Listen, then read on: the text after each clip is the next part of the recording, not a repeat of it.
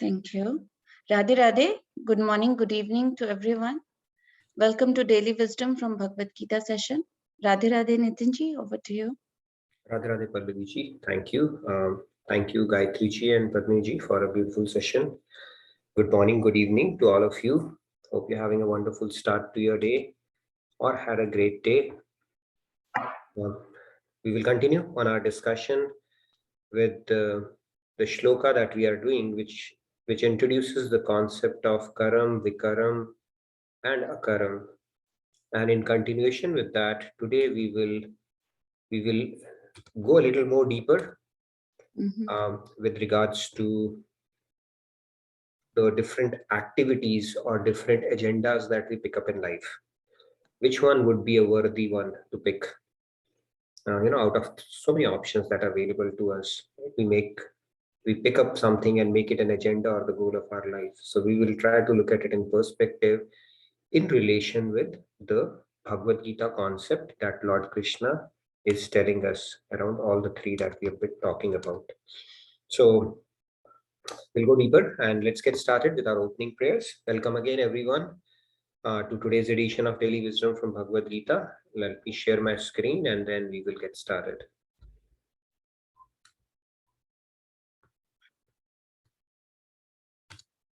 All right. Gurur Brahma, Gurur Vishnu, Guru Devo Ishvaraha, Guru Sakshat Parabrahma, Tasmai Shri Guruve Namaha. Vasudeva Sutam Devam Kamsa Chanurmardhanam Devaki Paramanandam Krishnam Vande Jagadgurum Krishnam Vande Jagadgurum. Radhe Radhe, morning, good evening again, once again. So it's good to start the prayers by invoking the blessings of the Jagat Guru, the original Jagat Guru, Lord Krishna himself. And Bhagavad Gita, Lord Krishna says that he's the one who becomes the memory. He's the one who gives us the wisdom. He's the one who's responsible even for forgetfulness. And he's the one who helps us establish faith in his teachings or in Guru for that matter. So everything is coming in from Lord Krishna. So when we seek his blessings, the knowledge that we are trying to imbibe is divine knowledge. And without his kripa or grace, we really can't understand it. Okay? It is so deep and profound.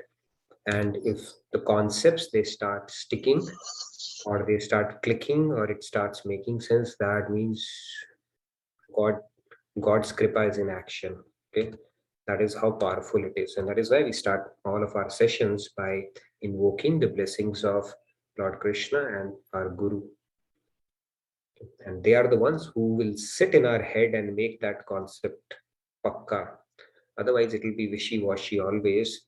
And if we keep on struggling with certain concepts for a long or extended period of time, that means we need to try harder, and eventually there will be a day when all the doubts will get resolved because God really wants to support us on this journey. So let's get started with this shloka that we have been discussing. We'll go a little more deeper today in this one. Karmano hyapi bodhavyam bodhavyam cha vikarmanaha akarmanasya bodhavyam gahana karmano gati. Okay, do we have any volunteers today? Yeah, I see a couple of hand raised. Rupa ji, you're the first one today. Radhe Radhe. Yeah, please go ahead. And you have turned on your camera as well. I can see that it's taking a little bit of time. All right, please go ahead. Yeah, I don't know. It looks like it's frozen. So we'll. Oh no. Okay. No, that was a shot in the dark. So thank you for turning it on. Go ahead, please. I think there was some connection problem actually. No, please go ahead. Karmano hyapi bodhavyam बोधव्यं च विकर्मणः अकर्मणाश च बोधव्यं गहना कर्मणो गतिः. Very nice. Thank you very much. Bachi, Radhe Radhe. Radhe Radhe. Shyamji, Radhe Radhe, please go ahead. Radhe Radhe. Ramji. Karmano hyapi bodhavyam cha vikarmanaha akarmanascha bodhavyam gehna karmano gati. Radhe Radhe. Radhe Radhe. Thank you very much, Shyamji.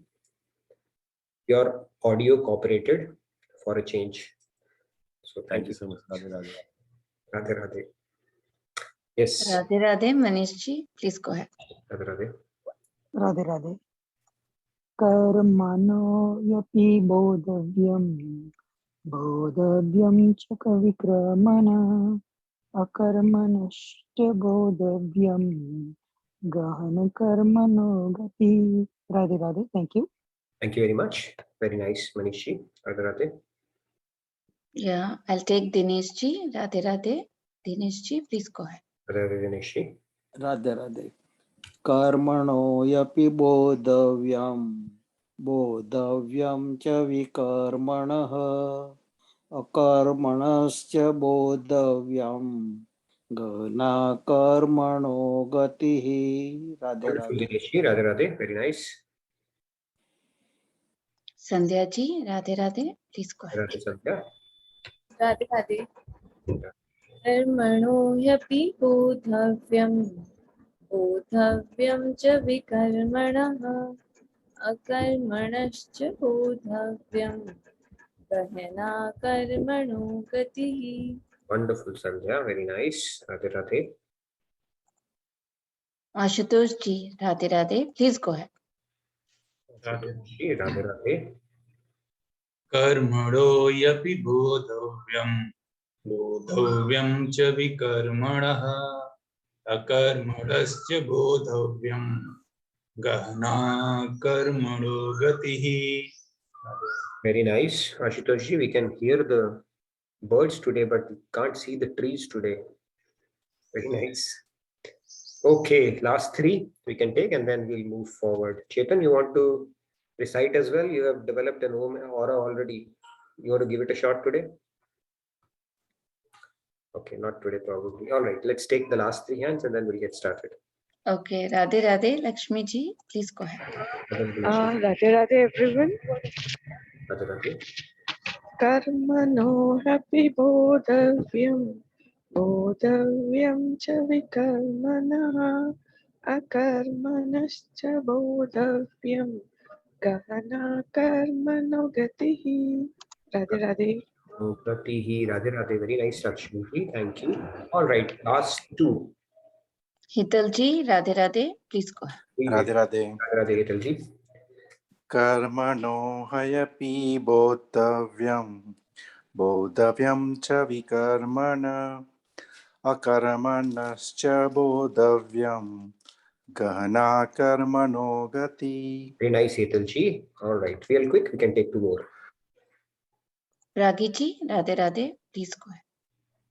Oh my goodness. Okay, we'll take three more then. Radhe Radhe. Radhe Radhe, Pragi ji, please go ahead.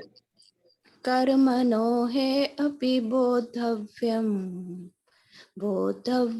च विकर्मणः अकर्मणश्च बोधव्यं गहना कर्मणो गतिः. All right, let's take, we have a hand, I see. He's going to get the bravery award or the debut award. We'll see one of these two or maybe both. Yes, Chetan ji, Radhe Radhe, please go ahead. Riya ji. Radhe Radhe everyone.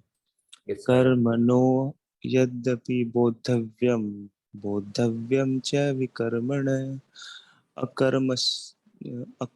akarmanasya bodhavyam gehna karmano gatihi. Very nice, Chetan. Very good. Thank you, sir. First time. If you try it a few more times, you will find it very easy and very nice for the first try. So keep it up. Sure, sir. Wonderful. Nice. Thank you. Riya ji, over to you. Last one. Last but not the least, yeah. Riyaji, Radhe Radhe. Please go ahead. Radhe Radhe. Karmano yapi bodhavyam bodhavyam cha vikarmanaha akarmanascha bodhavyam gahana karmano gatihi. Very Radhe nice. Radhe. Thank you, Riyaji. Radhe Radhe. So in this shloka, Lord Krishna is saying that you must understand the nature of all three: recommended action, wrong action, and inaction. The truth about these is profound and difficult to understand. I hope we are able to appreciate the depth of this shloka. It's not so easy to understand the karma that we are doing is falling in which category. And there are so many gray areas. It's very difficult to box it in a particular category, and there are shades of grays. It's usually not in black and white. And it all boils down to the karma, the action itself might be the same, but the consciousness through which you are approaching that karma changes the entire thing. That changes the entire dynamics. All right, so let's get started. We looked at a graph yesterday, not graph, I mean a quick think. This is where we were talking about auspicious actions on one side, forbidden actions. Nobody is going for forbidden actions, and then the neutral actions. Out of these, we came to the point where we said the neutral actions are the ones we should go for. Forbidden, as the name suggests, are you should stay away from, and auspicious actions are good, but we saw the limitations around those as well. So let's go further. Also, we spoke about the fact that our mind, the four kind of activities, these are the four kind of activities. The first one is the karma itself, which refers to the good karma or the auspicious activities that we talk about, which people confuse for karam yoga. If they are simply doing their work and chilling out in life, they think we are doing karam yoga. Apparently not, technically no. It's just karma. The second one is vikarma, which is, as we've spoken about this concept yesterday, that these are the inauspicious actions which are forbidden, and they are actually detrimental, and they take our souls down. And akaram is the one which is another name for karam yoga that we have discussed in great depth in 2.47. Because these actions are not binding, they are not done with the results in mind, and they are done merely for the pleasure of God. They have neither karmic reaction nor do they entangle the soul in this world. So this is what akaram is. Now, we also spoke about the concept, the two possibilities for our mind. So if you look at these two possibilities, one is world, one is God. And if you look at it, the more you detach, once you attach your mind to God, detachment will automatically happen in the world, right? If you attach it further, detachment has automatically happened. 50% attached, 50% detachment has happened. 75%, 100%, you are a done deal. That is the whole idea of spirituality. Now, let's look at some of the noble virtues. People have different ideas about life and what is important and what they should really be focusing on. So let's look at some of these philosophies and then pick the one that we think is truly the one that would make a lot of difference in our life, right? So if you look at it, some people think that doing a charity is a good thing. Some people say developing discipline in life is very important no matter what you do, because it leads to success. Speaking truth, helping others, performing sacrifice, all these activities are there. So now let's look at some of the philosophies that are prevalent in this world and maybe a little bit of a discussion before we go deeper into this concept. Now, to start off with, the dharma, follow the scripturally prescribed duties. Okay? Some people will come and say, if you do that, that is what life is all about. That is the purpose of life. You go in accordance with that, and then your life will be successful. Some people say, if you do that, there will be a lot of occasions where you'll have to stifle your desires. Don't do that. Instead, go for fame, because it will last even after your life. People who are famous, who make a name for themselves, they live even beyond their lifetimes. People do remember, he used to be such great person, he did that. And so some people think if we do that, then we have made a success out of our life. Some people say that to go after fame, once you leave the body, no point in going after fame. You fulfill your desires while you're living and enjoying. Their philosophy is basically Charvak philosophy. Yava Jeevit, Sukham Jeevit, and Karza Karke Ghee Peepit. Kind of a deal, right? Charvak philosophy. Basically, life is like an ice cream, enjoy it before it melts. It is called Bhautikvadi philosophy. Who has seen, what happens after death? Who has seen that? This is a very common argument. And then the scriptures tell us you don't see anything, and then you simply bhog, bear the results. You don't have to see after that. The damage is already done. Then some people say that enjoying life is the supreme goal, like I said, and even if you do it with the fair or foul means, that is perfectly okay. It's very foolish if you think about sacrificing for the service of others and for rewards after death. Then some people say that there's no point in wasting human life like this. The supreme way is to follow the path of truth. They make speaking truth. Truth is a noble virtue. It's a Davic good as a goal of their life, which is a great thing actually if you think about it. Then some people say that secret of happiness is in renunciation and not in accumulation. So they make being a minimalist and renouncing as a goal of their life. They lead their life around that. Some say performing sacrifices, yajna per scriptural injunctions to attain peace is the right. The people keep on doing havans one after another, especially in previous eras. They think that. Some people say charity. We have to share. Sharing is caring. Everyone will be happy if we do that. Right? In Islam also, they don't accrue interest. That's a different thing. They've figured out hacks around it now. But they say that it's in sharing and then not accumulating and then taking interest on when we lend something to somebody. That is not that is forbidden actually. And then some say observance of fast periodically, they do that. So basically point here being, some say that have discipline and let's put an end to frivolity in our life, right? So point here being, is there a particular thing which is worthy pursuing, like we saw on the previous screen as well, in this one as well, right? Any thoughts on that? All of them, none of them, mixture of them? What do we think we should make a supreme goal of our life? There's so many things to pick from. If you pick one virtue, it will take a lifetime to inculcate that. Being honest, being truthful, learning to give, learning to let go, learning to forgive, having an ability to sacrifice for others. There's just so many things, and perfecting even one thing is so difficult. So what do you think, if we were to choose one thing, which one we could go for and why? Because end of the day, we have to fall into one of these categories: karma, vikarma, or akarma. Karam sannyas is a different ball game altogether. So if for us to actually fall in that, obviously there has to be some kind of a game plan that we need to have. Without a game plan, we cannot approach life. That, okay, let it happen, let life happen to me and we'll see what happens. So when we have so many things, so many philosophies, and all are claiming that this is the purpose of our life, which one we can go for, and which virtue would you pick up if you were to make that as a goal of your life? There's just too many things here. Any thoughts on that? Hopefully nobody subscribes to Charvak philosophy here. Okay, that I don't know where it will lead us, but yeah, let's hear. Yes, Sandhya ji. Please go ahead. Yes. Radhe Radhe.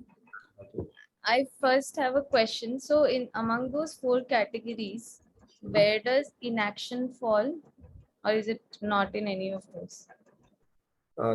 The 4 categories that we spoke about, like karma, vikarma, akarma, and karma sannyas. In Vikarma, basically the Vikarma aspect, it falls when you don't, the slothness part of it will fall in the Vikarma category of it. Now there's another inaction also that we are going to talk about next week, possibly. Action in inaction and inaction in action. Inaction. Right. So that is what we are going to talk about as well. At this inaction in this particular shloka, if we go back, let's look at it in the order in which Lord Krishna is saying here, right? Just to be absolutely sure that you're talking about, I want to make sure this is the same inaction. He's talking about 3 things here: recommended action, wrong action, and inaction. So inaction actually falls into akarma part of it. and it will have a continuity leading into the next shloka. So another way of Karam Yoga is, the other name for Karam Yoga is Akaram, and another way of looking at Karam Yoga is inaction in action. So that is why this inaction is referring to Akaram part of it, not the Vikaram part. Non-binding action in some sense. That's right. So wrong action is Vikaram, recommended action is Karam, and inaction is Akaram, which is Karam Yoga. Hope that makes sense. Yeah. Now I can add my comment to your question. Yes, please go ahead. So I think if we attach our mind to God, and start aligning our will to God's will, then all these so-called positive traits will follow. Otherwise it's a unending list. If we chase one, we might, this will be like, I think a personality will become in such a way that these things will automatically fall in place. Fair point. No, that's a good observation, Sandhya. Very nice. Let's hear from other participants as well, real quick. Yes, Sri Ramya ji, please go ahead. Yes, Sri Ramya ji. Radhe, am I audible? Yes. I would choose for discipline here, because discipline is a prerequisite even on a spiritual path. Like we discussed yesterday, it won't happen by nature, and we have to practice spirituality, attaching mind to God, and that practice needs discipline. So if this was the list to choose, then I would right away go for discipline, adhere to discipline. Right, good point. I would agree with Ramya ji. I was also thinking on the same point. No, that's a good point. Very nice. Let's hear. I can see a few more hands, and then we'll continue on this. We'll have some interesting conversation. Yes, Jyoti ji, Radhe Radhe, please go ahead. Radhe Radhe. So Navta Bhakti, the 9 forms of bhakti, have been said in the Bhagavad Puran that if we follow any one of those, we can elevate ourselves closer to Bhagavad-Ji. Ultimately, it all comes down to the fact that the Karmakant Seva is not essential once you attain the realm of bhakti. But until you reach that, these are the steps that you can take to get closer to God. So Shravanam, Kirtanam, Smaranam, Padasevanam, Archanam, Vandanam, Dasyam, Sakyam, and ultimately Atmanivedanam. When we reach Atmanivedanam, then we have surrendered completely to God, and then we can say that we can get away from the Karmakant Seva. And the other aspect is that the way that I have learned the karma ladder is at the bottom rung is Vikarma, which is against the injunctions of the Vedas. Then you have the Sakam Karma, where we do all the good karma, but with some selfishness attached to it. After Sakam Karma comes the Akarma, where we are doing the same good things, but for the sake of without any attachment at all. Ultimately is the where we are doing Shuddh Seva, where we are at doing it for the pleasure of God and nothing else. Great point. Very true. That's the hierarchy that it goes. Great point. Radhe Radhe. Very nice. We'll come back to that. Beautiful points. All right, Ajit ji, and then Rahul, real quick. Yes, Ajit ji, please go ahead. Yes, Ajit ji, Radhe Radhe, please. Radhe Radhe.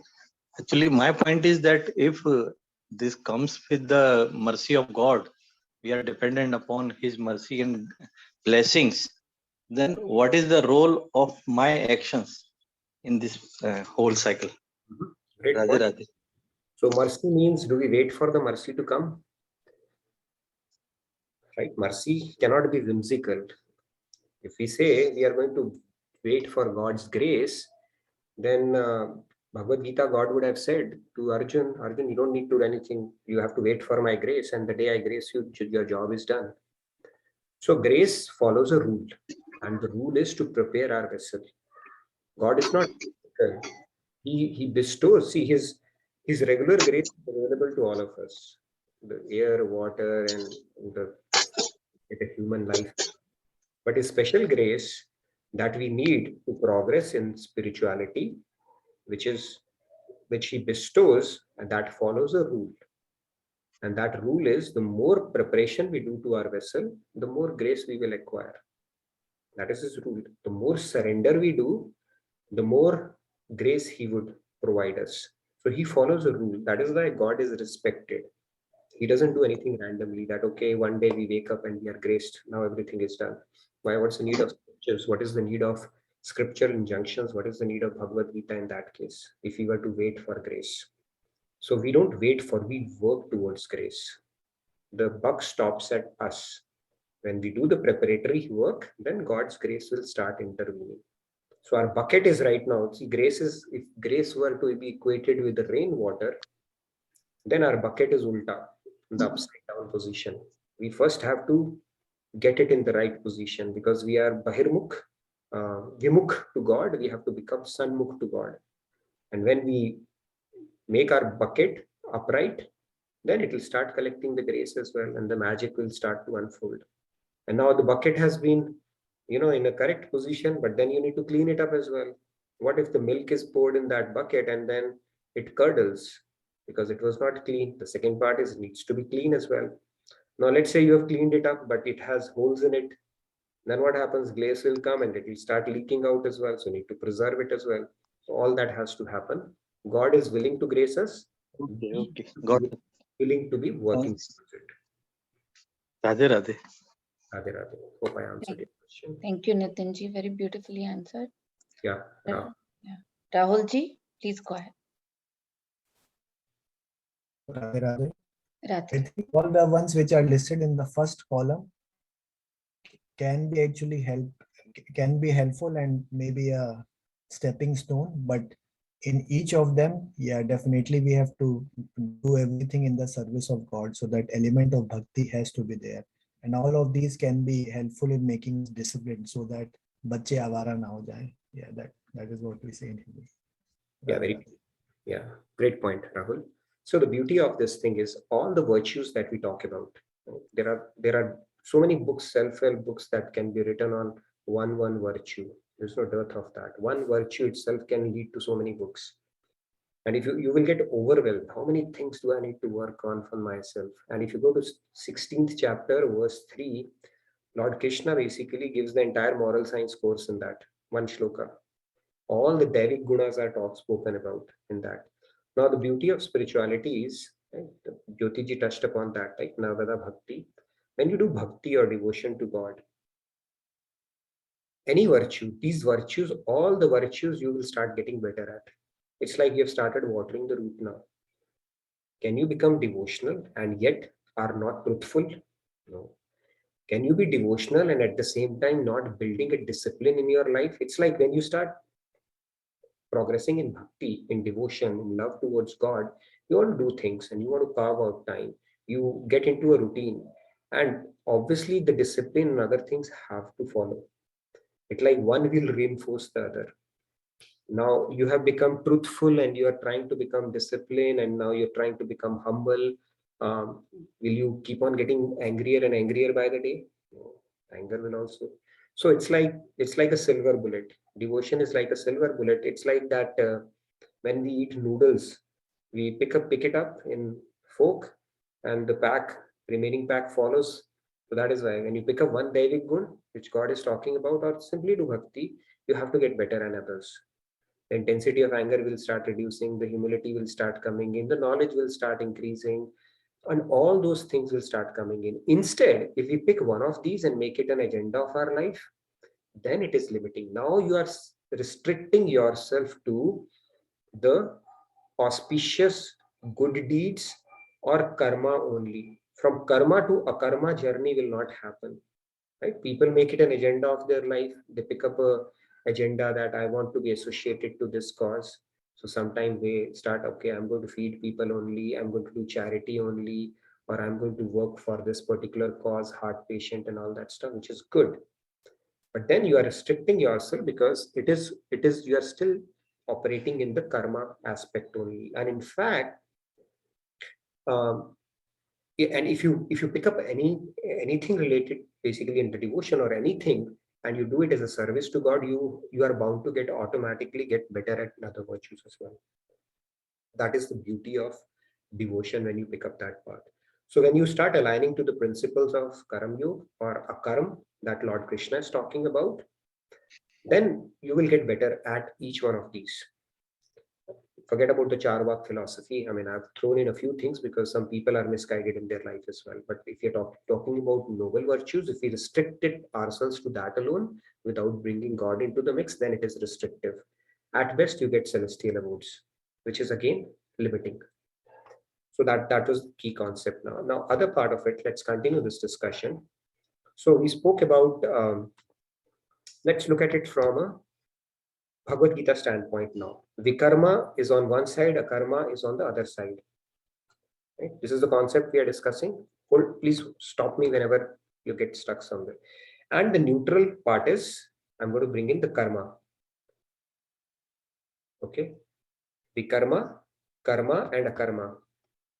So Vikarma is negative, which is the deeds which are not in accordance with our scripture injunctions. Karma is the one which is good deeds, auspicious deeds, and akarma goes into positive. Now let's look at it from Bhagavad-Gita Reference, how it is unfolding. In 2.31, Lord Krishna is telling Arjuna, don't run away from your duty as a warrior. You should not waver. Indeed, for a warrior, there is no better engagement than fighting for upholding of righteousness.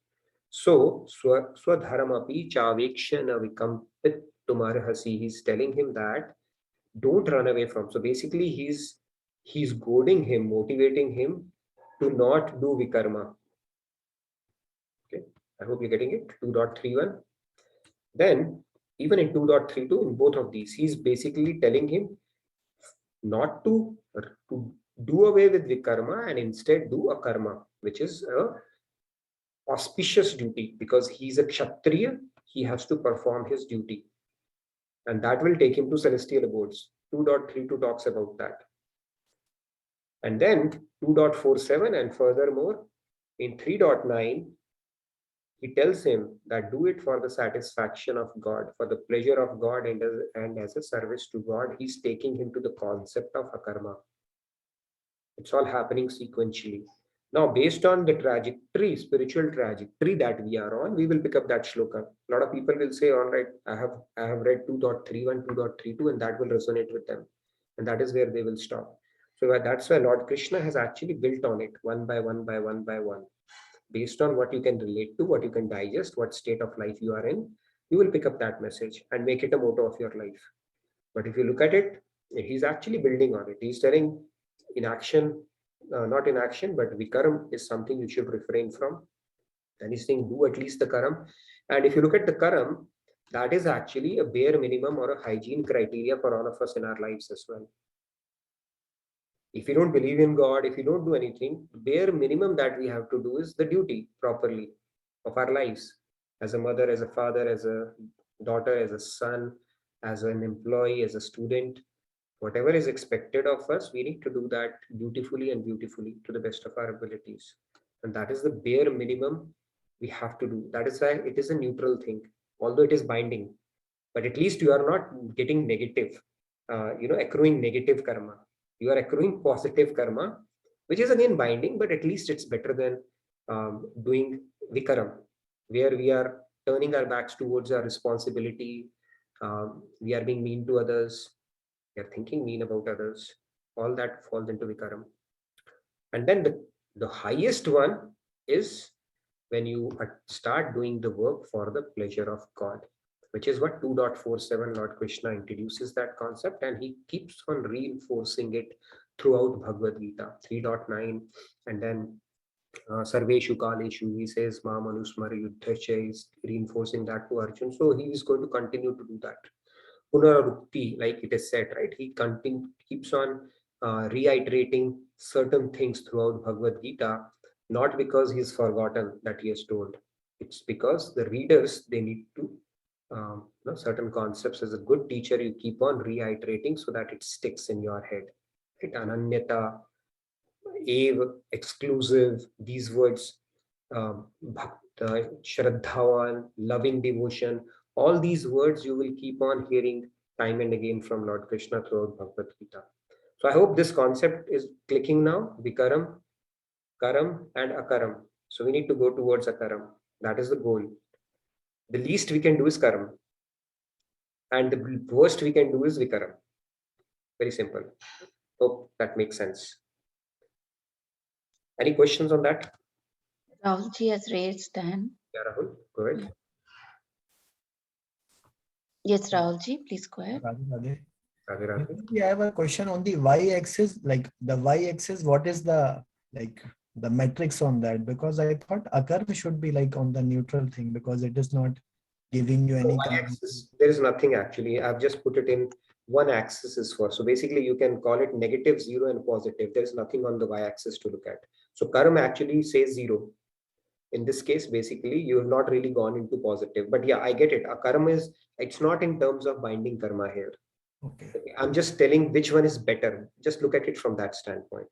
Okay, sounds good. Hierarchy that Jyotiji was talking about, right? So it's a plain hierarchy. The lowest is Vikaram, then comes Karam, and then higher than that is Akaram. When you do it for the pleasure of God. So that is the only thing here. Okay, I've just put it as bare minimum because that comes somewhere in between. It's not highest or it's lowest. It's just a midpoint kind of a deal, you can say. Okay. Anusha ji has asked, what is the origin of Charvak philosophy? Charvak philosophy. Everybody needs something to work with, right, in life. So I think that's where Charvak came as well. He said that khao piyo jiyo aish karo karza karke ki piyo. And a lot of people love that philosophy, right? No accountability, nothing, enjoy life and then move on in life one day. It is called Bhautikvad thing. The point here is just ignore it. That's all I can tell you. It is anywhere. Yes. We are not going anywhere. And Charvak philosophy, people subscribe to it because it's just convenient for them. When Maya Devi slaps them, then they say, no, by the way, Charvak misled us. Okay, we need to think something about, something deeper. We need to go a little deeper. That is, Maya will do its job on them as well. So that intoxication that we have of life, that will settle down in due course of time. It starts settling down for everyone, no matter who you are. So we all think we are different. We are, our life will be different, but no, it's all the same. The challenges of life are pretty much universal for everyone because we are all cohabiting the same planet, same place as conditioned souls. So nobody is an exception to that rule at all. So Charvak philosophy can be ignored. The reason I put in here is because there are philosophies like that in this world where people have certain belief system, but it is very, very misleading. Any other questions? We can move forward. I see that Shyamji's hand raised. Shyamji, yeah, please go ahead. Yeah, Radhe. There's a comment in chat box. It will come to me. So can I please read it? Yes, sure. It's from Urvi. If it has come to you, then you only have to respond to it. Okay, let's hear. It says, from knowledge come beliefs, from beliefs come values. So ultimately, for correct values, we need correct knowledge. For knowledge, either we can choose the ascending path or believing in the mind as a last authority, which is full of virtues. Or we can choose the descending path, that is scriptures, the perfect knowledge is the authority. So mind is full of viparyas and it is not good to rely on it. We should rely on scriptures and words of Guru. That is the best value and the best path. Radhe Radhe. Beautiful. I think you just summed it up. Very nice, Urvi. Your Tattva Gyan is solid. Viparyas, right? Human mind has viparyas. 4 afflictions that we have. And the smartest way to tap into proper knowledge is through descending means. Ascending means are very limiting. It depends on the more frontiers of knowledge we break as a humanity, the better understanding we would have, which can take multiple lifetimes. I don't know how many lifetimes. She is so profound at such young age. The word she uses, the way she describes things, it's just ultimate profound. God bless her always. God bless her. Thank you, Radhe Radhe. Yeah, Urvi doesn't like to be praised, but now I think she has cracked not to let it go into her head. Okay, so hear from here and leave it. So, but yeah, it's pretty commendable. I can make out. Yes, Asha ji. Yes, please go ahead. Radhe Radhe, Asha Very ji. good. Radhe Radhe. I think the only one word can make us understand. सदाचार, उसमें सब कुछ आ जाता है कि scripture जो कहते हैं, हमारी संस्कृति जो कहती है, हमारे ऋषि मुनियों ने जो कहा है, तो सदाचार में सब ये अच्छे गुण आ जाते हैं, और ये हम अगर जिंदगी में अपना ले तो बाकी सब कुछ वर्च्यूज अपने आप आ जाते हैं, और उसमें ईश्वर के प्रति भक्ति और everything, I think it is included by our rishi munis and saints. Thank you. बहुत ही सटीक और उपयुक्त आंकलन था आपका, धन्यवाद Asha ji. All right. Okay, so let's move on. Let's do a little bit of mental exercise now to relate to these concepts. Now, Sandhya, you'll be excited to look at it. You only created this graph, so I thought I'll introduce it again today. Now, which quadrant, and the first two questions are going to be fairly easy, the Akaram would fall into? Anybody? Which quadrant? So let's say, I would say quadrant 1 is right topmost, and then we will do clockwise. So the lower right becomes 2, and then left 3, and then 4. Which one you think is Akaram basically, or Karam Yoga? Should be an easy one for most of you. Yes, Samji, I saw you raising hand. Okay, I don't know 4 from which angle you're saying. Okay. All right, so yeah, let's see. Anybody, Sandhya, you wanted to take it as well? You'll have to unmute and tell me. Yes, Sandhya ji, Okay, please go ahead. 1, 2, 3, 4. Now, is it easy for you? Yeah, now it will be easy for everyone. I don't know why I confused you first, but at least I have 1, 2, and then 3, 4. Yes, now it will be easy for people to answer. Yeah. Akarma, yeah, can I say? Yes, please. Akarma would be Man Hari Mein and Tan Jagat Mein. So, second. Quadrant number, okay. All right. Samji, you still thinking it's 4? Okay, 2. Yes, the other Samji. Yes, Samji, please go ahead.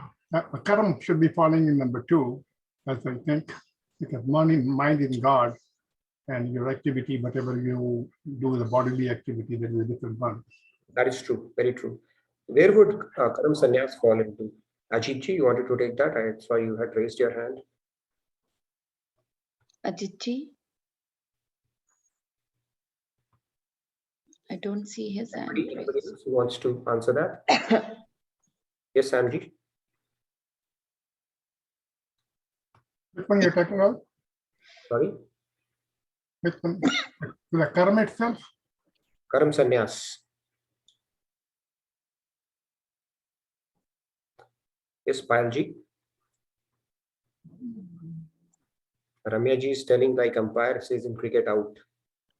That also should be falling in number 2, I guess. Karam Sannyas. Okay, let's hear from Payalji. Payalji, please go ahead. Yes, Radhe. So when our mind is in God and body is in God as well, that falls into the category of Karma Sannyas, if I'm not wrong. Which quadrant would it be? Body in God's service. It would be in the quadrant 1. Okay. All right. Good. I think that is correct, and I think you were also right, Samji. So that is Karam Sannyas. Okay. Now the fun begins. Now tell me which quadrant. Okay. What does 3 signify? Does it signify Karam, Vikaram, or something else? What are the possibilities for 3? Where our body is in material world and mind is in material world as well. Maybe Karam and Vikaram. Karam and the lower 2 ones, Karam and Vikaram. Okay. How about, okay, Karam and Vikaram. Anybody else who wants to add or modify or edit something on this? Swati ji, please go ahead. Radhe, please go ahead. Yeah. For Vikaram, we can think of 3rd quadrant. Because body is also in material and mind is also in the material world. So that becomes Vikaram. Okay. All right. Anybody else? Yes, Surendraji, Neetuji, one at a time. Yes, Surendraji, please go ahead. I think I should agree with the last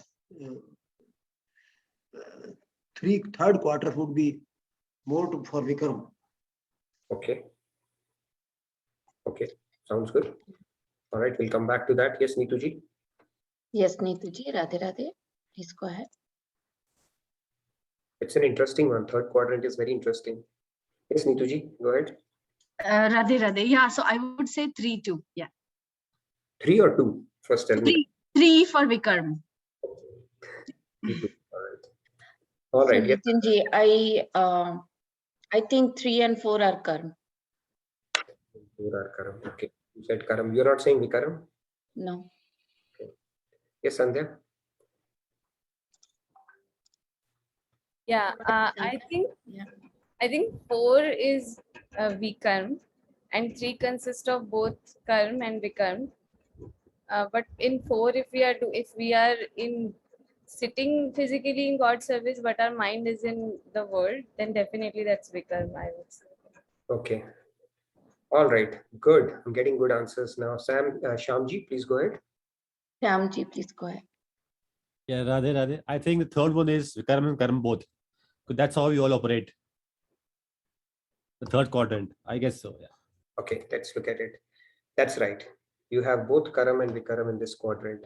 Because when we are operating in this world, okay, there's no God in the mix right now. We have not had that awakening or that spark. Then we have to fall into these categories only. Either we'll do good deeds, people who think, who want to make good deeds as an agenda of their life, some cause, and then we will do, it will be a mixed bag basically. It cannot be purely Karam, purely Vikaram. It will probably be a mixed bag because God is not into the mix. So yes, Karam and Vikaram will fall into this category. How about 4 then? Is 4 any different from 3 in that case?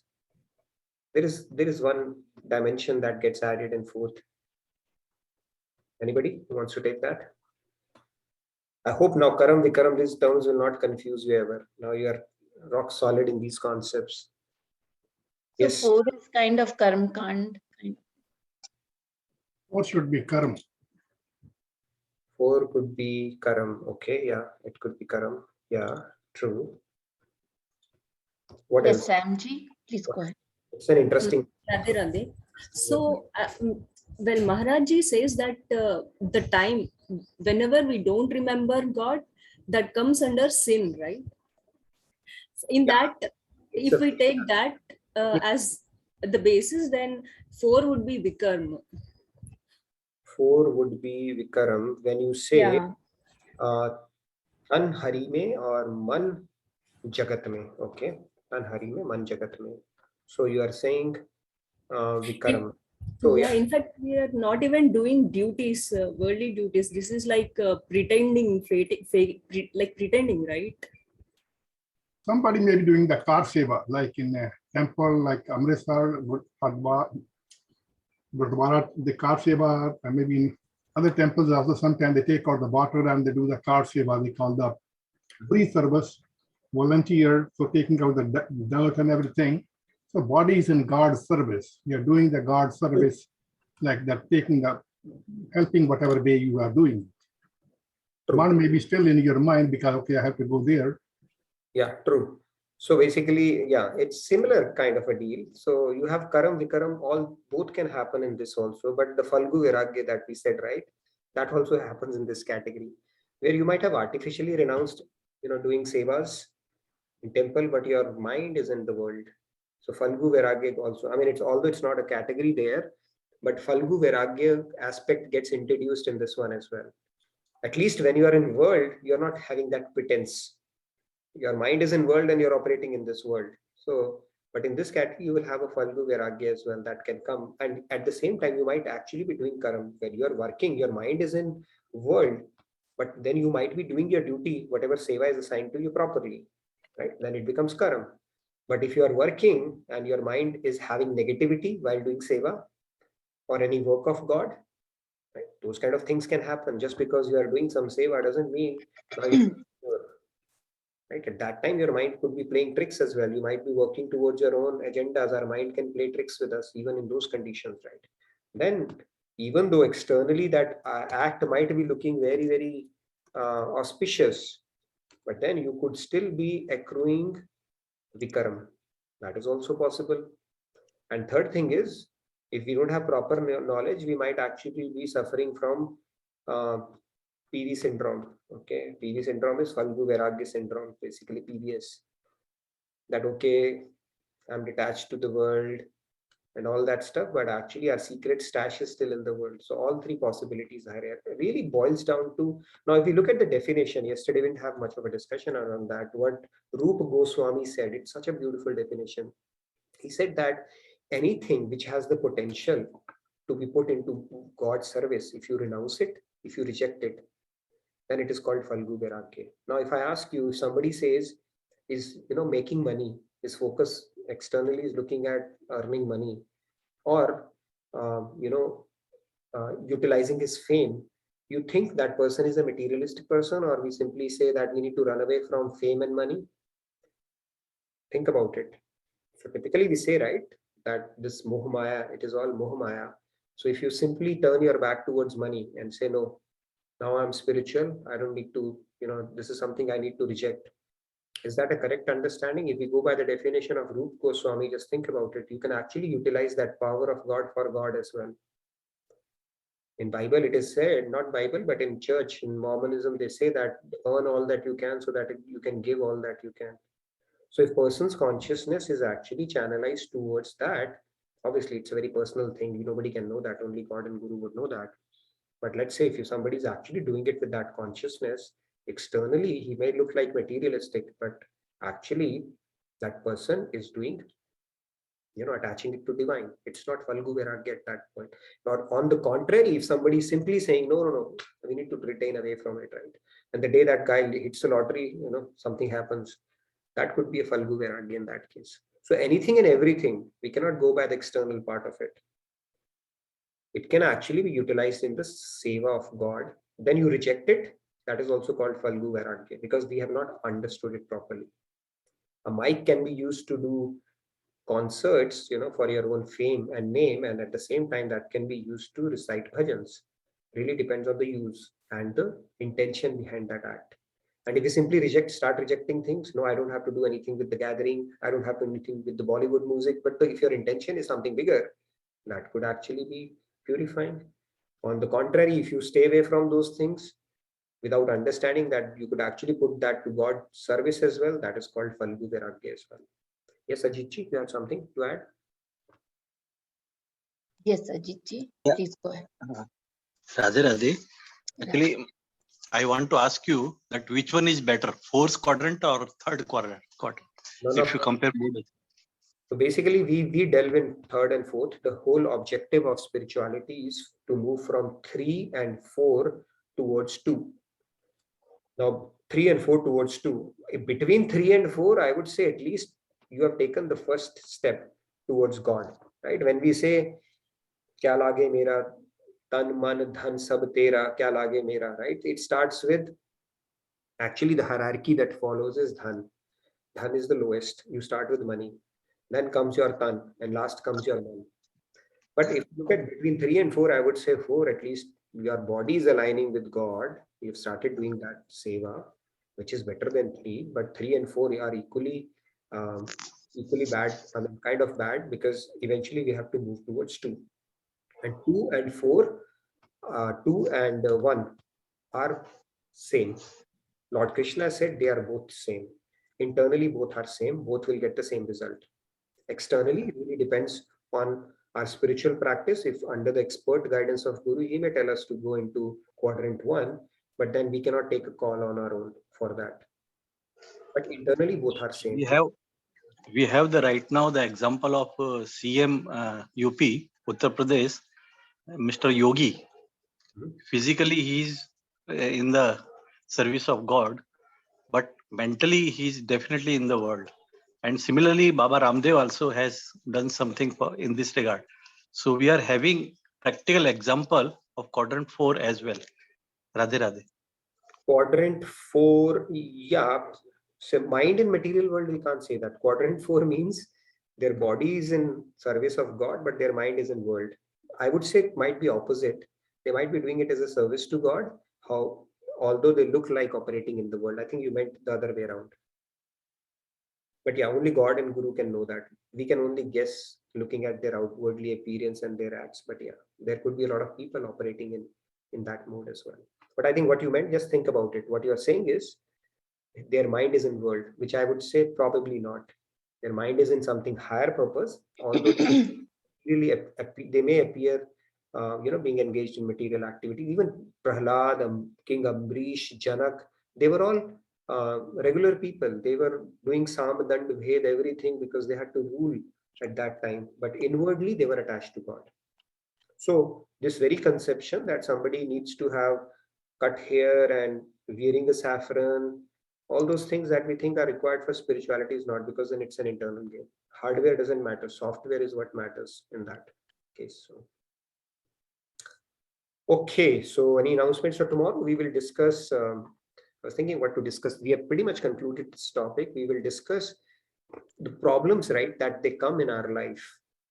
How do we look at those problems in perspective? Because those are the ones which actually make our faith waver from time to time. And if you're not able to handle those properly, like even in the principle of surrender, the first one says, anukulasya sankalpa pratikulasya varjanam, right? So we violate the principle of surrender only when adversities or problems come in our life.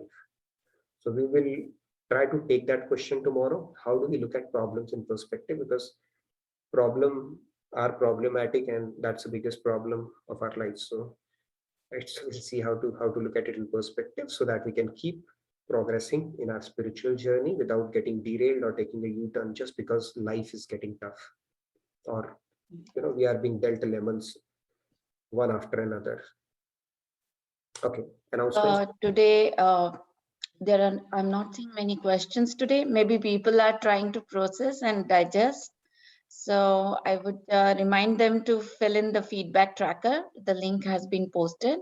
Please put in your questions, your comments, and anything that you are thinking about. Any questions for Nitinji, please put it in the feedback tracker.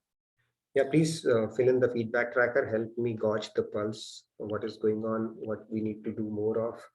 Otherwise, I go by my own gut, which may not be correct always. So please fill in your feedback. And even if you want to just say hello, that's fine. But do fill it up, take out some time and provide your feedback, what you would like to see more of and what you would like to see less of. Other than saying that turn off your camera, don't tell that to me.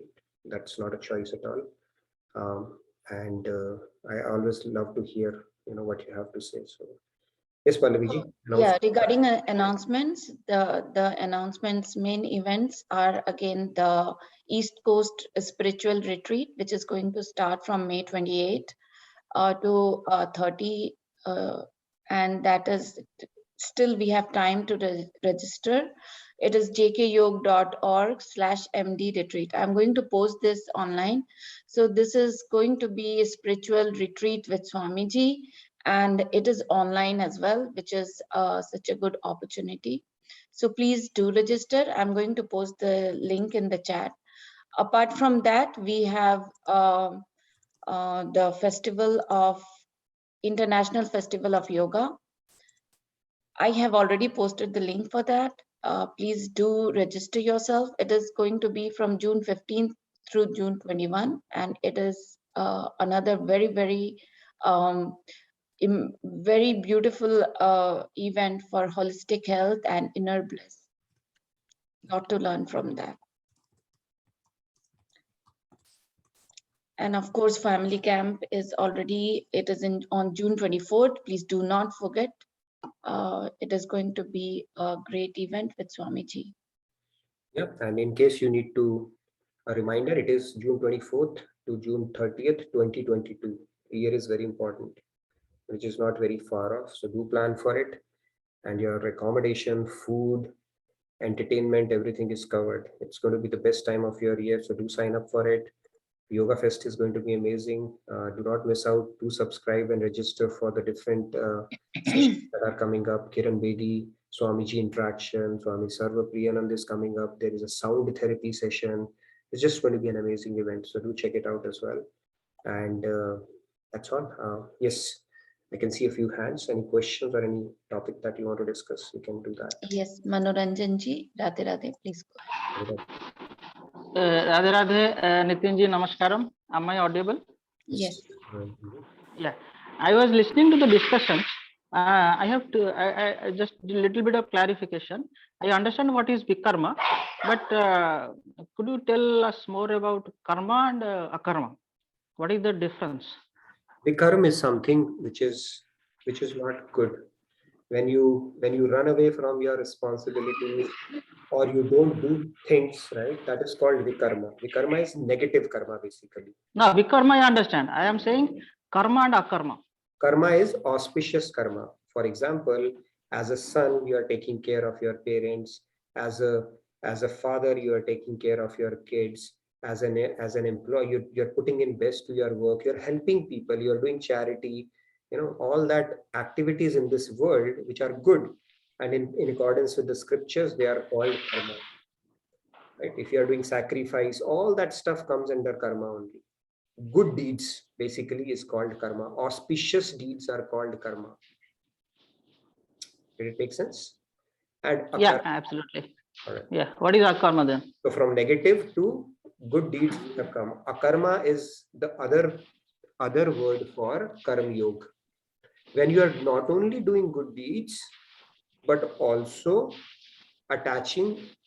doing it for the pleasure of God. You're not doing good deed thinking I am doing it, or how great I am, or doing it for your own satisfaction, bringing I into the mix. I want this, that's why I'm doing it.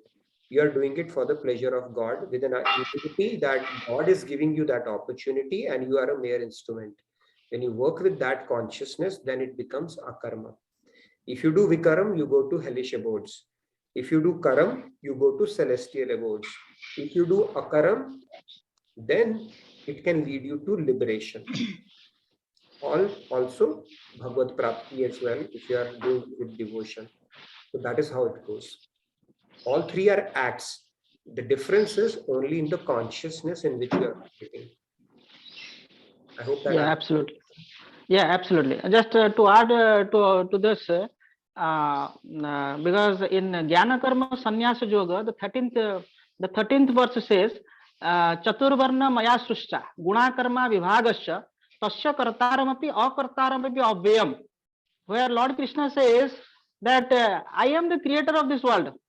It is who I have created this world. I have created these Chaturvarnas based on the gunas and karmas, but I disclaim. I do not claim it. Right? So that is the akarta bhava. Because we should always should bring the disclaimer part on this. That we should not claim to whatever we have done. Lord is saying that I have done that. You also do it, Arjuna. You do things with all your might, but do not claim those things. Okay, just submit, have a submissive action. So that is the one part. Then Sant Kabir has added one more to it. He says, "और कर्म सब कर्म है, और कर्म सब कर्म है, भक्ति है निष्कर्म." Bhakti है निष्कर्म. Kabir says, "Bhakti is nishkarm, even more than akarma." So that is also one aspect. When you practice akarma, then you will go to the next step that is known as nishkarm. Thank you very much. Beautiful. Very nice, Manoranjan ji. Very nice call out. It's a deep concept for sure. Yes.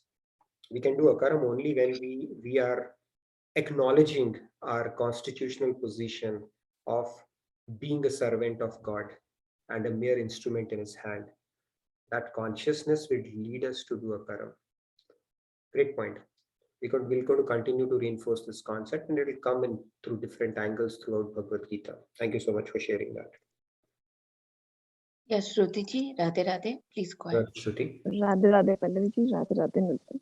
I want to ask why Karam and Vikaram are in the same quadrant. Like Karam is definitely better than Vikaram, right?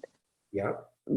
Yeah, because it said that in action is better than inaction. So why are both of them in the same quadrant? Isn't Both it? are in the same quadrant. Okay, now that's a good Yeah. question. Good question, very conceptual question. I'm glad you asked that.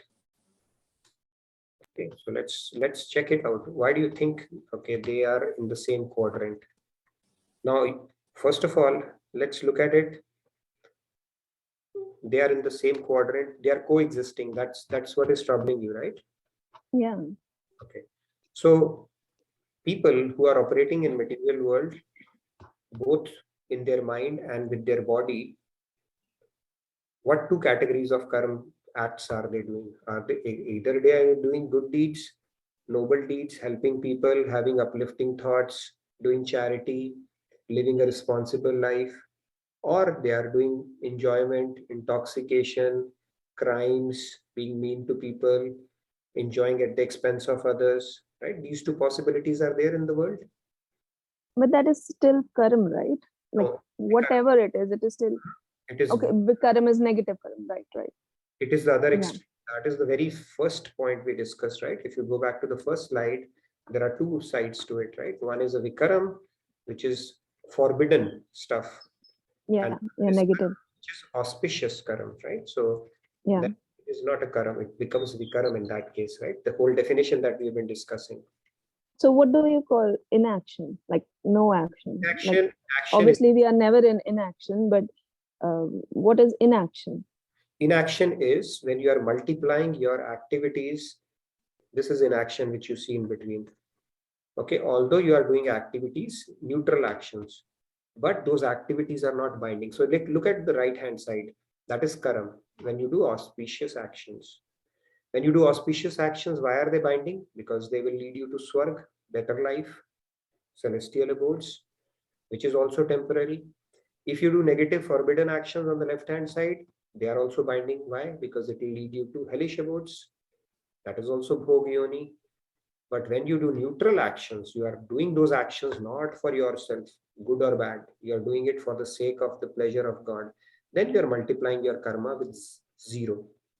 Then it becomes So if I'm liberating actions. Sorry. So if I'm not doing, if I'm ignoring my duties, I'm not doing what I'm supposed to do, so that would be Vikaram, right? It will be karam, plain karam. It's not karam yoga. Yeah, it will be karam. It will be Karam. Okay. Yeah. Right. It will be karam. So, so back to the question: why are they in the same quadrant? Because the world operates in both, right? You have people who are trying to do good, and then there are people who relish in doing bad. So that means in this quadrant, both categories of people will fall, who are operating in this world with both their body and mind. Is it making sense? I mean, coexisting, right? You have people who are doing karam, and at the same time you have people who are doing vikaram. Aren't they coexisting in this world? Who are not thinking about. So that is why they are in the both same quadrant. So there, if we are doing good deed or bad deed, our mind is in material world. If we are doing good deed, it's still for the material world. True. If you It's are not for God. without bringing God into the mix, you are still operating in material world. At best, you will get into sattva mode. Sattva mode means the sattva guna will be predominant, where you are thinking about helping people and all that stuff, doing charity and all. But it is still in material world. You got the concept. That is the whole concept. Yeah. Got it. So the Bhagavad-Gita tells us being good is not good enough. Being good is necessary, but not sufficient. I'm not confusing you guys. I'm trying to make No, it's clear. Thank you. Yeah, being good is necessary, but it is not sufficient for you to take you across Maya or take you to liberation. It will still be binding because you have not yet brought God into the mix. That is a key thing. All right. I see Jyotiji's hand raised, but now I think she is. Yeah, Jyotiji, please go ahead. Yeah, she has lowered her hand. That is not enough. Jyotiji, yeah, did you want to add something to it? Please go ahead. Or you can subtract as well. Radhe Radhe Pallaviji, you're very observant. Nothing you That can, is you what don't I'm miss doing. much. I am there watching a screen and was putting it. Yeah, to answer Shruti ji, I was just thinking that if you think about the fact that Vikarma, we all know that it is against Vedic injunctions, and Akarma means that we are totally surrendered to God, and so everything that we are doing, we are not accruing anything, we are remaining neutral. In the middle, where we are doing karma, it can be sakam karma or nishkam karma. Sakam karma could be that we are building a hospital, but we put our name to it. We are building a temple and we buy bricks for putting Bhagwanji's deity on it, but then we put our name to it. So where we are doing the good karma, but we are looking for something in return for that, whether it is fame or name or money or whatever else. So it is sakam karma. Nishkam karma happens where we do the same task, but in an anonymous way. We build a hospital, but we don't say that, it's my hospital. We build a temple, but we don't put our name. We give it in an anonymous way. That is nishkam karma. Akarma is way above the nishkam karma as well, where we say that everything that we are doing is in God's name. We are not just throwing it in the, khu khata kehte hain, you put it in the well and forget about it, that sort. So I hope that clarifies it somewhat for everybody. Radhe Radhe. Yep. Great point. Yeah, thank you, Jyotiji. Shrutiji has also given thumbs up. So I saw Ashaji's hand raised also. We'll go ahead with Venkatji. Yes, Venkatji. Venkatji, please go ahead. Yeah. Radhe Radhe Nitinji, Radhe Radhe Pallavi. I have a question about nowadays everybody, like a lot of people do a lot of services, voluntary things and all, but then they do pictures, then publishing, like kind of they take pride in that. So I know they're doing a service, but at the same time they put a tag and they do a lot of publicity that they are doing it. I know there are two reasons. One could be like to let other people know and encourage them. That could be one of the reasons that you might say that. But the other reason is like they really enjoy, like as someone mentioned, like giving a brick and writing a name on the brick. So how do we consider that? Is it a karma or akarma? It is a karma. It is a karma. It is called rajasic. Okay, we will get into the categories of karma and even charity for that matter as well. It is called rajasic. It is called rajasic charity when you put your name in your marbles on the temple and want people to know that I did it. It falls into rajasic category. And so yes, it is a karma, but in the rajasic category, and it is a binding karma, to put it simply. Whenever there is I part of it, right? Anything related to I, you have already edged God out. So God is not in the mix. So it can never be beyond sattva. It can never be shuddha sattva. It's very simple. You are doing good. You are doing all right. You may get meritorious deed, but you are still not getting into akarma part of it. There is no nishkamta there. And that is also categorized. There's a whole chapter on Rajasic, Tamasic, and Sattvic. So wherever you are doing it for some motive, some sakamta, it will fall into Rajasic category. Typically falls into Rajasic category. I hope that answers your question. Yes, sir. And then the same as one follow-up question quickly. So people do donate, and then they also put the names on receipts and then tax claim. That's physical world of things, right? The other side of it. So tax exemptions, these kind of things. So should we not do that to be considered as a akarma? No, I don't see it that way. No. If you're doing solely for that purpose, then yes, that's a different matter. But if you're, let's say you give in charity, you can of course claim it in taxes, right? But whatever you get in taxes, give 10% of that as well. That's well within your control, right? Or give all of that. So why spirituality does not ask us to be dumb. It just tells us you can channelize everything towards God. Now, but if you're doing it, like what happened during demonetization was the temples were flooded with 500 notes. Right? Is that a charity? Of course not. That is a problem where, there were two guys who were going in a forest, and this guy owed this other guy 10,000 rupees. So this guy was carrying that 10,000 rupees in his pocket, and then he saw some robbers coming in from the other side. Okay, when he saw the robbers coming in he said, "Oh, I owed you money. Can you take it back?" So the point here is, the situation matters what we are doing. Right? There's another story. This guy was thinking when he is doing his morning puja, he was thinking, okay, I have this much of rice. How much should I give to God? How much should I keep to myself? Should I give this much to God, this much to myself? Then he was debating in his mind until the wind came and it flew everything away. And he said, "Go, okay, God, 100% for you." So is that charity? Of course not. So we have to think about it. But at the same time, spirituality is not telling us to be dumb, right? If you can actually figure out ways to give more to God, not to rob bank and do it for God, but then yes, if you do charity, you get it back. Fine, you give it back again to God. What's the harm there? You have purified your intention around that as well. Thank you, Nitinji. No worries. Thank you for waiting, Sandhya ji. Please go ahead. Yes, Sandhya. Now, the tough question will come. Go ahead. No, just for you, it's a very simple question. I just got confused. So when we are sleeping, is that considered inaction? If you are dreaming, then it's not inaction. Your mind is completely still.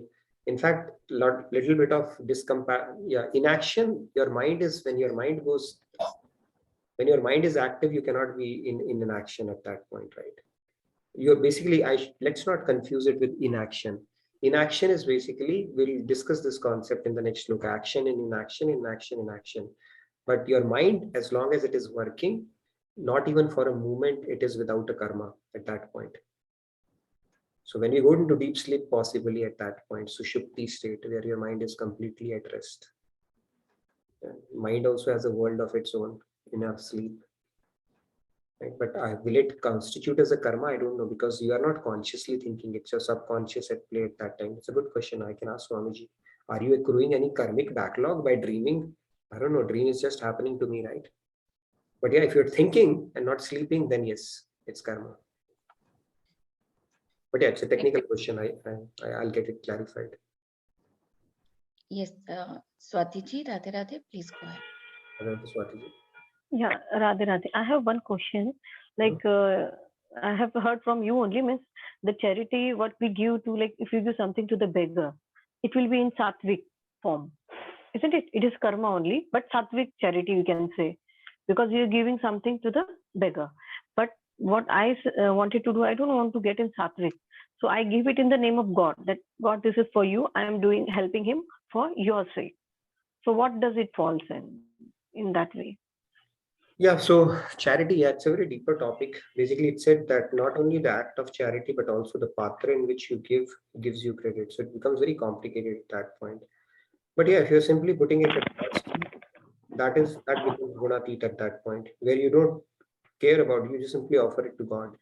Because it's just like depositing it to IRS or your income tax office, and then that they will anyway channelize it to whoever needs it. Where does the money come from for the government? You simply give it to them as a tax, and then they know where to distribute it. Similarly, when we give it to God, you have already served the purpose of all the charity. Now, instead of that, you can go and start giving it to each beggar, each hospital, each thing. That is another way of going about it. But if you simply give it to God, spare it 10%, and then let God, now you put it in God, you say, where will God distribute it? He knows. He will acknowledge it and figure it out. It's like watering the root. But yeah, it's a deeper topic. If you give it to a beggar with the consciousness that I'm serving you, God, then obviously you are attaching it to Gunatit, but there are few more variables there. What beggar does with it also, part of that you will incur a result of that as well. If that beggar does something bad because of that money, then that can become a little tricky for us. Okay, thank you. And if you're not earning, I think that question was asked, guys. If you're not earning, you're dependent on your husband. And that money you are utilizing, is it truly yours or is it husband? So ardhangini it is called. 50% you are anyway, you have a right for that. So how you use that, you will get the result of it. It's not that the source was your husband, so everything will go to your husband. Now, I'm not so sure about the pap part of it. We will share it more, but then that 50% comes there. No, that's what I tell my wife. The harder I work, the luckier you get, because 50% of my punyas will come to you anyways. Right? So they say the person who gives you food and all that stuff, they take. So you should do so much of merit acquire that you should leave something for yourself as well. If everything gets distributed, then what will you spare for yourself, right? But I don't know how if it works truly like that or that way or. So if I'm using my husband's money, so half punya he will get and half punya I will get. It's like that. Not half punya. They say that concept of ardhangini is if you are dependent on that, what you do with that money is your karma at that point. It's not that because you are dependent on him. So however you put that money, the result will go back to him. I'd asked this question to Swamiji. It was a bit technical. So he said, yeah, ardhangini, she has a right. So you will get credit for how you utilize that money. And maybe some percentage goes to your husband, I don't know. Chitragupchi would know it better than me. Yeah, okay. Thank you. Yes, Padmaji, Radhe Radhe, please go ahead. Radhe Radhe. Radhe Radhe. Just want to say two things.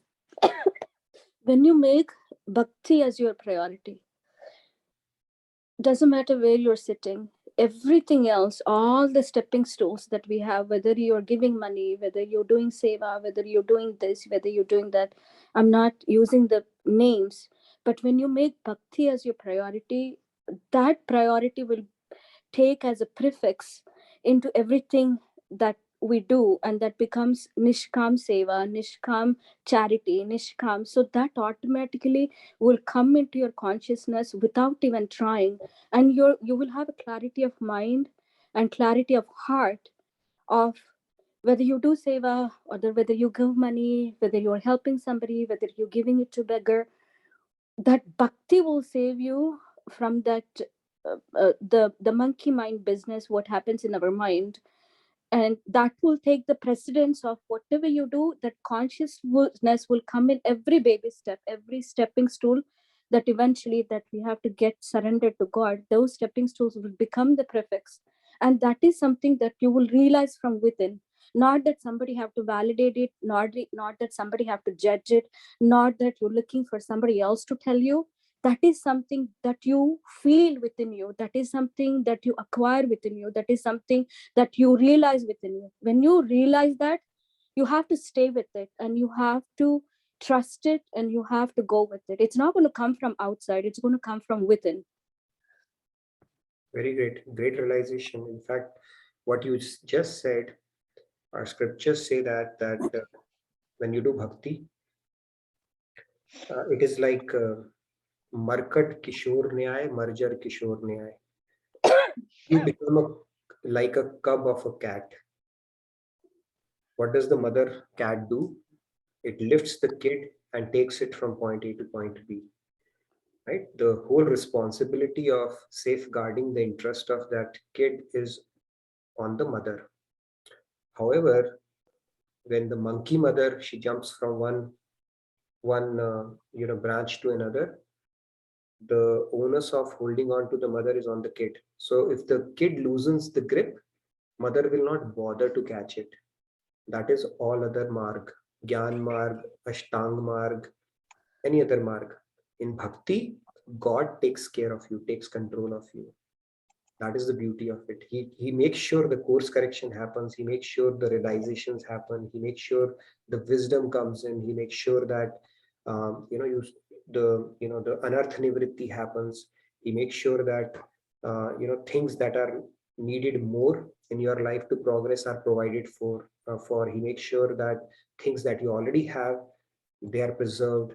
So all those things will start happening when you leave it on God, because now you have tapped into the grace aspect of God.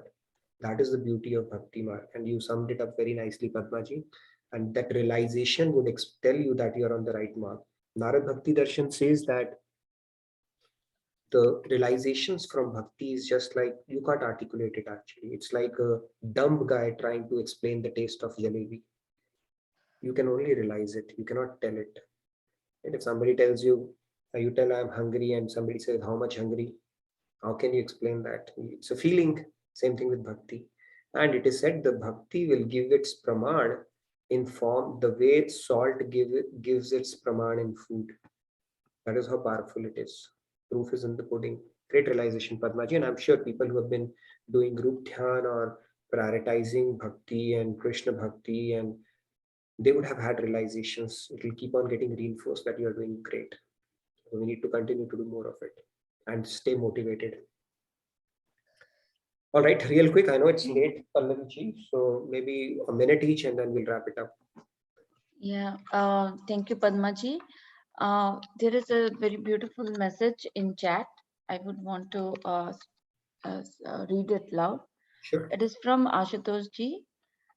He has mentioned that karma equals as per spiritual directions.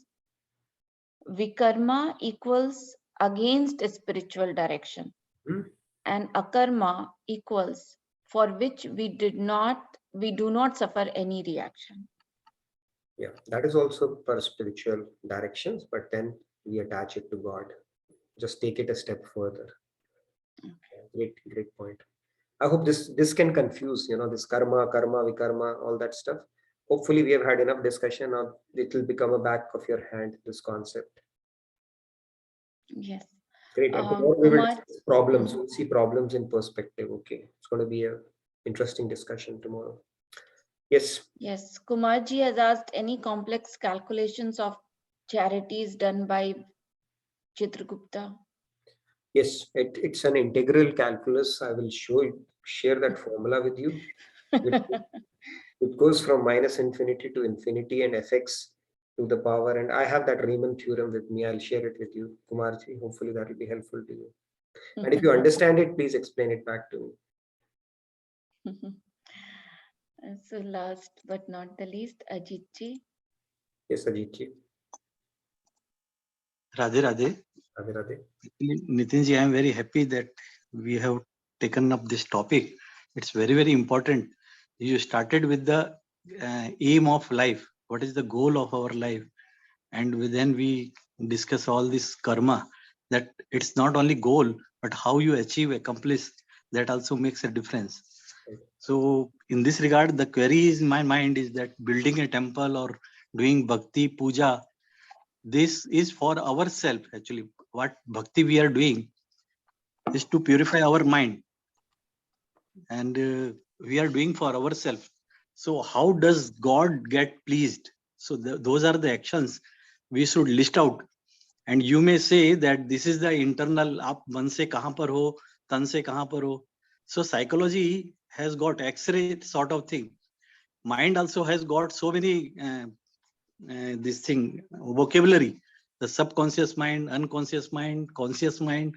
So they are all important. Actually, you don't ignore that akarma, vikarma, and niskarma. All these things are the jargon. But I am very much happy to participate in this group and know about it systematically. There is a very thin line difference. Building a temple and don't put your name or put your name. How does it make difference? But what sort of karma will be there, that you only can tell us. So X-ray sort of thing, analysis, I am very happy to participate. So you should continue, and we should arrive at some conclusion. My main aim is that after spending so much time and your lot of efforts, can you say right now what action you are doing? This satsang on webinar, is it akarma or sukarma or auspicious task? It's a good one, actually. I would let you decide it. What do you think it is? I don't know, basically, to be honest. From my side, I'm trying to do it as a seva for my guru and God. But yeah, if I have situations where I'm doing it for my own sake, I don't know. I mean, that happens in my head. Yeah, I enjoy it. So the real test would come if my guru comes and say, hey, by the way, you have to stop doing it because I want you to start lifting stones. in temple and that is your seva, then the test would come. But until then, I don't know. I think I'm doing it for God and Guru to the best of my abilities. So from that sense, it's a commitment. I don't know. I mean, it's for people. Very important part of the spirituality. Actually, the topic is very, very important. Right. Thank you so much, Radhe Radhe. I know it's very important. There are so many gray lines between these three things, right? When our karma becomes Vikarma and Akarma and all that stuff, it's a very, very tricky thing basically, and we have to get more towards Akarma and ask God for strength to enable that for sure. I know Pallaviji, we are way too late, and are we good then, or you want to take maybe 30 seconds? I don't know. I still see a couple of hand raised, so if you guys can be a little quick.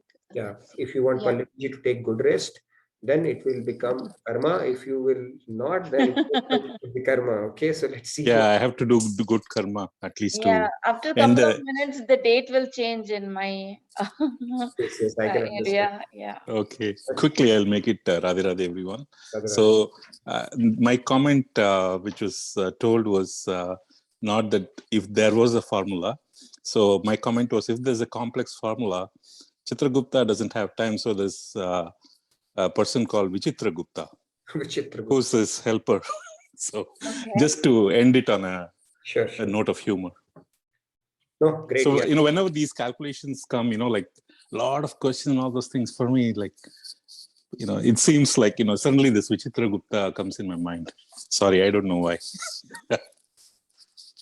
We'll continue on this discussion. So yes. Sure. You can do a closing prayers then. Manoranjanji, if you can be little quick. Manoranjanji, real quick. No, if actually you are going to end this session, we will discuss next time, not an issue. Sure, Manoranjan. We can do that. We are good for time today. Yes. So thank you so much for that. Let's do our closing. Thank you. Yeah. Any volunteers to recite the closing prayers today? Palji, yes. Please go ahead. Swatiji, please go ahead.